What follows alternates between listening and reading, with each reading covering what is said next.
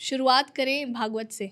जी, वो भगवान वेदव्यास जी के सुपुत्र सुखदेव जी ने गंगा के घाट पर जिस परीक्षित को मरने के लिए 7 दिन में मरने का श्राप लगा है, हुँ। वो एक संत महात्मा से आग्रह कर रहा है, बताओ मरना कैसे है, बताओ मरना कैसे है। दुनिया पूछती है मुझे जीना कैसे।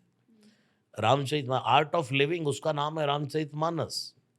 लेकिन मरना कैसे है, ये परीक्षित 7 दिन के लिए बैठ गया और मरने का हुनर सीख रहा है।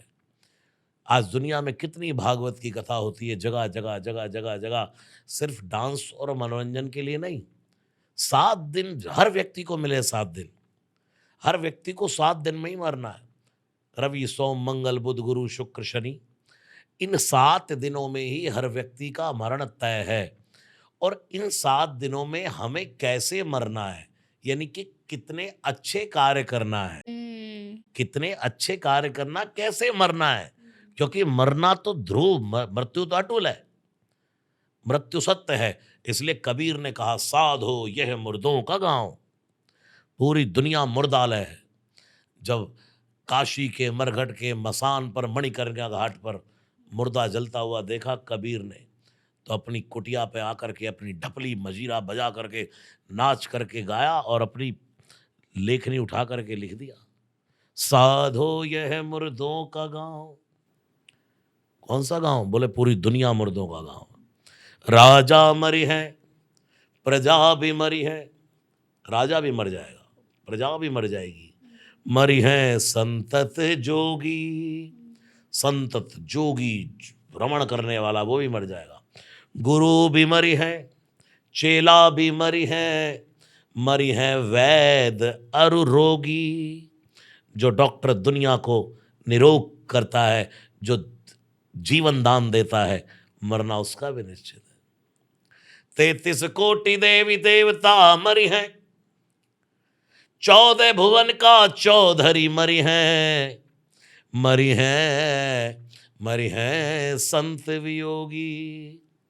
सूरज मरी हैं, चंदा मरी है, जो सूर्य रोज निकल जाता है, जिसकी उम्र की कोई सीमा नहीं है, एक दिन तो मरण उसका भी। सूरज मरी है, चंदा मरी है संत वियोगी। फिर कबीर से किसी ने पूछा, जब सब कुछ मर ही जाना है, सब खत्म ही हो जाना है, सब जब मुर्दालय है, ये मुर्दा ही हो जाना है, तो फिर काय को भगवान का नाम जपना और ये सब अच्छे कार्य करना। कबीर ने कहा, बस क्या नहीं मरेगा। कहते कबीरा एक नाम ना मरी है, एक राम नाम ना मरी है, कृष्ण नाम ना मरी है। कहते कबीरा राम नाम न मरी है, जिस कारण हम जोगी, साधो यह मुर्दों का गांव। तो जब श्राप लगा, वज्र बाण लगा है, वो परीक्षित जो कलयुग आया, तो पांडव जिसको साम्राज्य दे करके, अपना राज्य दे करके वन की स्वर्गारोहण करा, ये परीक्षित के लिए तो भागवत की कथा कहती है कि इतने समर्थवान राजा थे ये, और इतने उदार राजा थे ये, कि ऋषियों के आश्रमों में जाकर के अपने हाथ से बुहारी लगाते, वेश बदल कर, हुँ। वेश बदल कर। क्यों? कि कहीं कोई मुझे पहचान ना ले, कि कहीं ये हमारा राजा परीक्षित है और कोई मेरे हाथ से बुहारी ना ले ले। तो वेश बदल करके जो परीक्षित महात्माओं के आश्रम में सेवा करता, एक तो जाने अनजाने में एक दिन ऐसा हुआ कि पांडवों का वो जरासंध का छीना हुआ मुकुट, स्वर्ण का मुकुट, उसको इसने अपने सिर पर धारण किया। इसलिए कहते हैं कि स्वर्ण जो है वो पाप की कमाई का नहीं होना चाहिए। वैसे तो भगवान श्री कृष्ण ने गीता में कहा है, धातु नाम अस्मि कांचनम, कि मैं धातुओं में मैं स्वर्ण हूँ, ऋषियों में मैं नारद हूँ, नदियों में मैं गंगा हूँ, ऐसे ही तो वृक्षों में मैं तुलसी पीपल हूँ, ऐसे ही धातुओं में मैं स्वर्ण हूँ, सोना हूँ। तो जब जिस सोने में ही भगवान श्री कृष्ण बसे हों, तो वो अधर्म का सोना कैसे हो सकता है।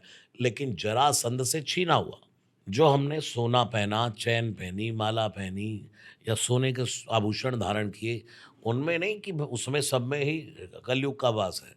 कलयुग का वास जो अधर्म से चुराया गया सोना है, जो छीना गया स्वर्ण है, उसमें ही कलयुग का वास होता है। तो जैसे ही परीक्षित ने उस स्वर्ण मुकुट को धारण किया, धारण करते बुद्धि विकृत हो गई। वो परीक्षित जो संतों के आश्रम में सेवा करता था, उस परीक्षित ने जाकर के संतों के आश्रम में प्यास लगी, अपना घोड़ा बांधा बाहर पेड़ के साथ, और जैसे अंदर प्रवेश किया तो महात्मा ध्यानस्थ बैठे शमीक मुनि। जो संतों के आश्रम में बुहारी लगाता, झाड़ू लगाता, वो आज महात्मा को आदेश कर रहा है, हे महात्मन, बहुत प्यास लगी है, जरा जल पिलाओ। और महात्मा पिला भी देते। इतनी सरलता महात्मा में थी, शमीक मुनि में, कि वो पिला भी देते। लेकिन वो इंद्रियातीत हो चुके थे, आंख बंद करके मानो ध्यानस्थ हो चुके थे, तो सुना नहीं। परीक्षित ने कहा, हे ढोंगी, हे महात्मा ढोंग करता है। और इतने में ऐसे बाण से मरा हुआ सर्प उठाया और महात्मा के गले में डाल दिया। महात्मा तो ध्यानस्थ थे, डाल करके परीक्षित चला गया। इधर जैसे ही श्रृंगी मुनि आए और आकर के देखा कि भाई महात्मा के गले में मरा हुआ सर्प कौन डाल गया ये गुरुदेव के गले में। आंख बंद करके ध्यान लगा करके देखा और कमंडल से जल लिया। जिसने भी ये सर्प मेरे पिताश्री के गले में डाला है, आज से 7वें दिन सर्पों की जाति का राजा तक्षक उन्हें डस लेगा, डस लेगा, डस लेगा। अब जैसे ही इसने जाकर मुकुट उतारा, तो मुकुट उतारते ही तो बुद्धि ठीक हो गई, समझ गया ओहो आज बहुत बड़ा अपराध हो गया, मैंने संत के गले में मरा हुआ सर्प डाल दिया। इतने में वहाँ गौरमुख नाम के शिष्य को भेजा गया था कि जाओ उसको बताकर तो आओ कि तुझे 7 दिन में मर जाना है। जैसे ही शिष्य ने आकर के कहा 7वें दिन तुझे मरना है परीक्षित, तूने शमीक मुनि का अपमान कर दिया, तो परीक्षित नाचने लगा। क्यों नाचने लगा? इसलिए नाचने लगा कि परीक्षित ने सोचा कि संत का अपराध इतना बड़ा मैंने किया, मुझे तो एक दिन का भी समय नहीं देना चाहिए था। करुणा तो देखो महात्मा की, 7 दिन दे दिए मुझे जिंदगी के लिए। आई मौज फकीर की तो दिया झोंपड़ा फूक। उसी समय देर नहीं की परीक्षित ने। आज के व्यक्ति को ये पता लग जाए कि 7 डेज बाद तुझे मरना है, क्या करेगा वो? बौखला जाएगा। पागल हो जाएगा वो 7 दिन से पहले ही मर जाएगा। सही बात है, सोच सोच के ही। एक व्यक्ति ने एक महात्मा से पूछा, क्या आपको काम नहीं सताता? क्या आपको क्रोध नहीं सताता?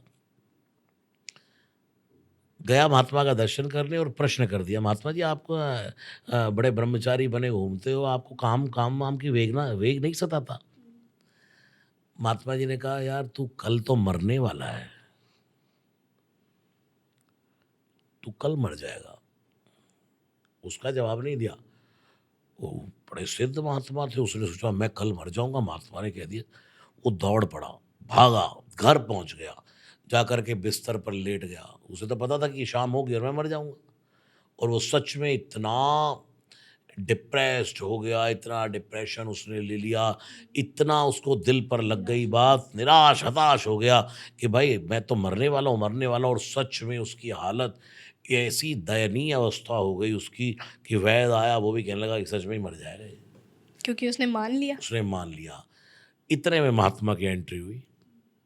बेटा, गुरुदेव बचा लो मुझे। नहीं नहीं बेटा, ये बात बता, कल से अब तक तुझे काम और क्रोध का ख्याल आया? तुझे काम का वेग आया, क्रोध का वेग आया? बोले गुरुजी हम मरना है, आप काम क्रोध की बातें कर रहे हो। बेटा, तुझे एक दिन पहले पता लगा कि तुझे मरना है।